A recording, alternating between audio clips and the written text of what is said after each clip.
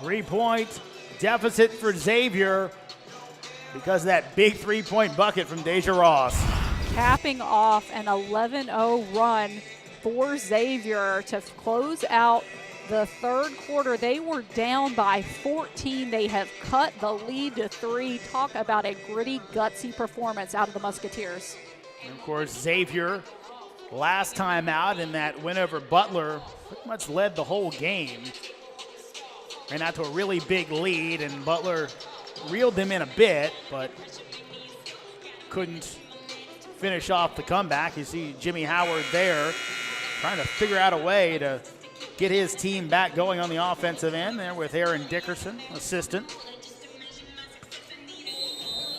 But again, this is a Xavier team that has dealt with a lot of adversity this season. We've talked about the injuries. We've talked about having to have players step up, and you're seeing that right now. This is the silver lining because it's players like Deja Ross that got the benefit of that playing time when players like Kendall Fincher and Imani Partlow and lots of other players were out. That'll be missed by Gray. Had a chance to cut it down to 1. Now can the Hoyas get a bucket to snap that Xavier run? You know, interestingly, Jeremy, it's not been those names that we've been talking about either, Kendall Fincher and Imani Partlow. It's been these players who, during the non-conference, really had to step up when players were out with injuries. And again, I know that they did not like having those injuries, but this really is the payoff that they're seeing right now. And Allie Reef out there, who really didn't play all that much against Butler, but she's hit a couple key buckets and played key minutes here in the third and fourth quarters for Xavier as they made this comeback. Pull-up jumper, no good, but there's an offensive rebound, but swiped away by Gomez. And now Burton will take it away. Can she stay in bounds? She does.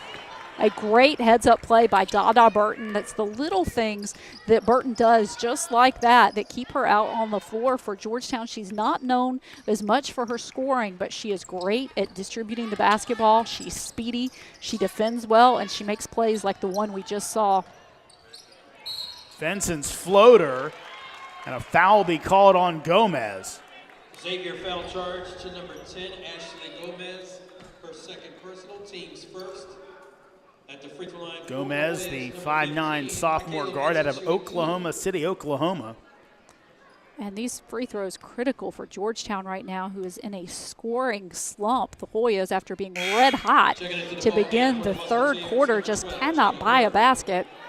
Yeah, Benson, 71% free throw shooter coming into the game, 44% from the outside. Benson, a very interesting story.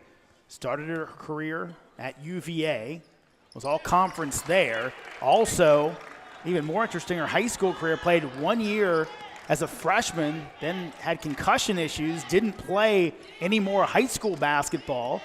Really was tutored by her father, who actually started his career at Georgetown before going to James Madison.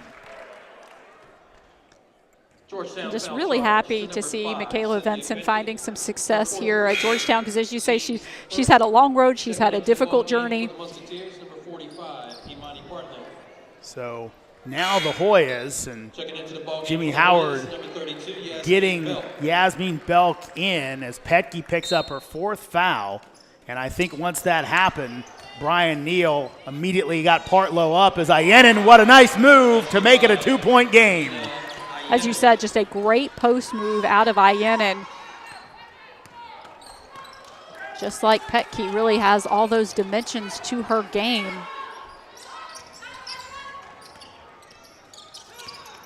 Burton down the lane to Smith. Benson's going to take the long 3, can't hit it. And now Xavier with a chance to tie with a 2 or take the lead with a 3.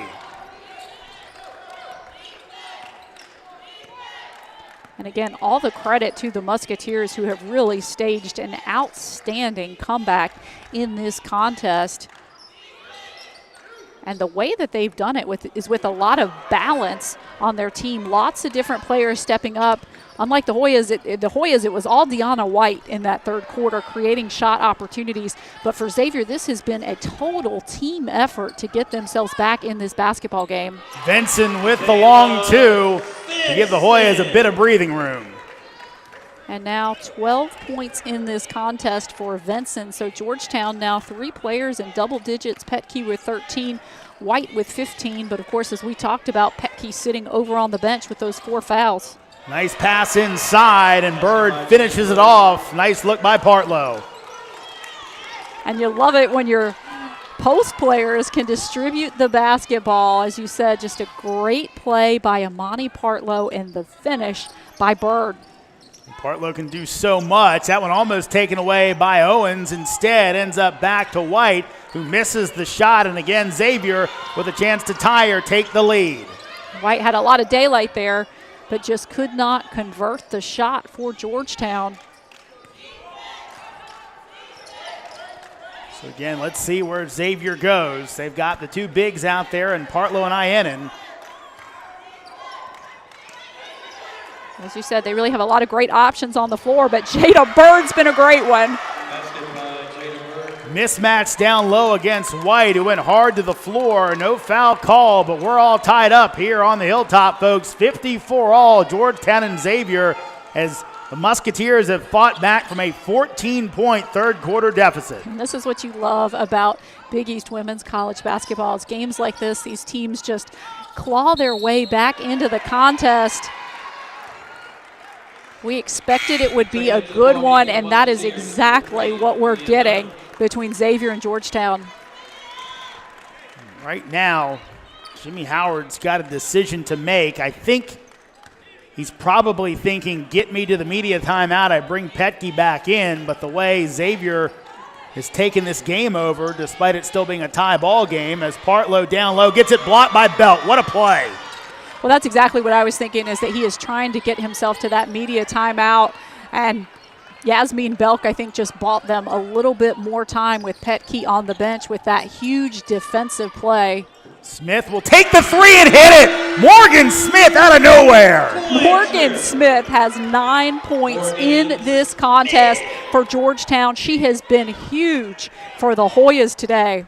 That is her first 3 of the season. Couldn't come at a bigger time. And again, she played all those minutes in the first half, but was sitting on the bench for a long time with head coach Jimmy Howard. And to come off the bench and to hit a clutch shot like that one was huge.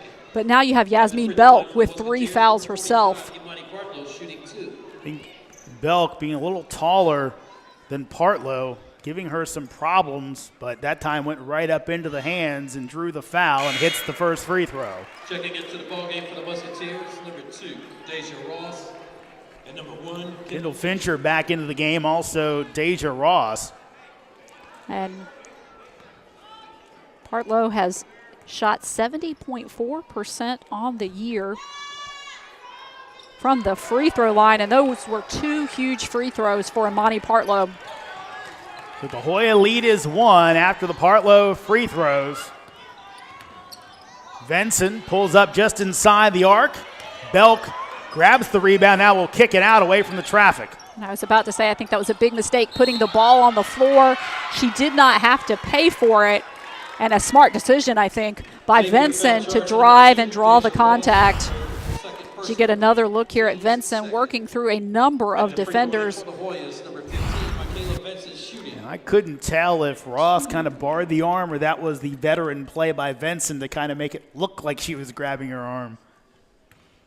And over the past few minutes, it's been Vinson looking for her shot opportunities every single time down the floor, and she is coming alive right now for Georgetown. Now 13 points on the afternoon. Also checking in for Xavier, number 25, Anina Ienin.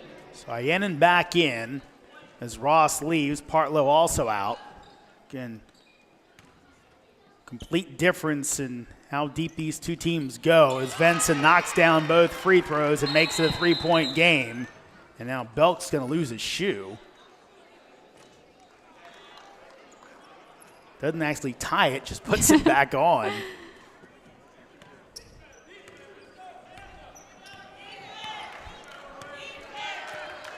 Come up on 5 minutes to go in regulation. Hoyas lead the Musketeers by 3, and that air ball by Fincher will be saved, but right into the arms of White. She won't push it all the way, and now will set up the offense.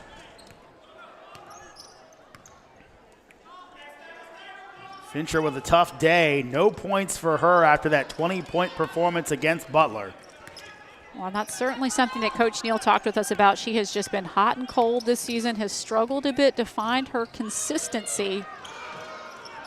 Belk gets the rebound. And again, the offensive rebounding for Georgetown, we've talked about it so much, but those second chance opportunities have been the storyline. Huge one for there as White, after maybe taking a bit of a long shot, does what I think she's better at, taking it to the hoop and scoring to make it a 5-point game. Foul will be called. I believe this will go on Benson. It will. And that'll send us to break. Georgetown with the 61-56 lead over Xavier as we come down the stretch in our nation's capital.